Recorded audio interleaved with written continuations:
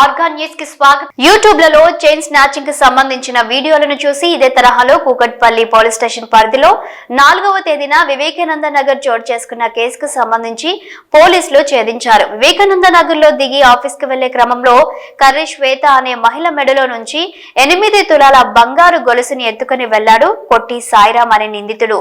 దీనితో మహిళ ఇచ్చిన ఫిర్యాదు మేరకు కేసు నమోదు చేసుకున్న పోలీసులు దర్యాప్తు చేపట్టారు.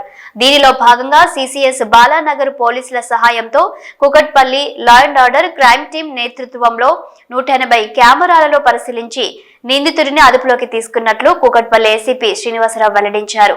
నెల క్రితం కృష్ణా జిల్లా నుండి కూకట్పల్లికి జాబ్ చేయడానికి వచ్చి ఆర్థిక ఇబ్బందులతో సతమతమవుతున్న నేపథ్యంలో దొంగతనం చేయాలనే ఉద్దేశంతో మొదటగా 4వ తేదీన ద్విచక్ర వాహనాన్ని దొంగిలించి అనంతరం చైన్ స్నాచింగ్ కు పాల్పడ్డాడు నిందితుడు. దొంగలించిన అనంతరం బంగారు ఆభరణాలను ముత్తూట్ ఫైనాన్స్ లో తాకట్టు పెట్టి 40,000 రూపాయల లోన్ సైతం తీసుకున్నట్లు పోలీసులు తెలిపారు.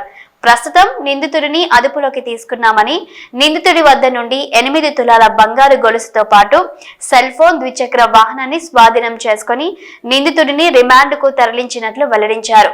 నిందితుడిపైన ఆంధ్రప్రదేశ్ రాష్ట్రంలోని మదనపల్లి పోలీస్ స్టేషన్ లో పలు కేసులలో నిందితుడిగా ఉన్నట్లు పోలీసులు తెలిపారు.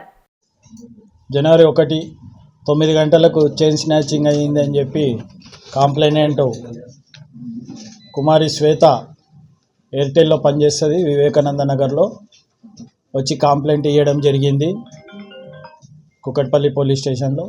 ఇమ్మీడియట్గా ఎస్హెచ్ఓ కూకట్పల్లి కేసు రిజిస్టర్ చేసుకొని ఇన్స్పెక్టర్ డిఐ వెంకన్న వాళ్ళ క్రైమ్ టీముని తీసుకొని ఏరియాలో సర్చింగ్ స్టార్ట్ చేశారు. అందులో భాగంగా 180 సీసీటీవీలు స్క్రూటినీ చేసి ఆ స్క్రూటినీలో భాగంగా నేరస్తుడు పోలీసును మిస్లీడ్ చేయడం కోసము బాలనగర్ సైడ్ పోయి మళ్ళా రిటర్న్ వచ్చి Balaji Nagar plus Vivekananda Nagar road number 1, 2, 3, 4 అట్లా తిరిగి మిస్లీడ్ చేయడానికి ప్రయత్నించిండు. సిసిఎస్ బాలానగరు మరి మన కూకట్పల్లి వాళ్ళు కలిసి పట్టుకున్నారు. దీంట్లో మా డీసీపీ గారు కె సురేష్ కుమార్ గారు మరియు డీసీపీ క్రైమ్ కె నరసింహులు గారు ఆధ్వర్యంలో ఈ టీములు పనిచేశాయి. రాత్రి పగలు కష్టపడి 24 అవర్స్లో ఈ కేసును ఛేదించినారు.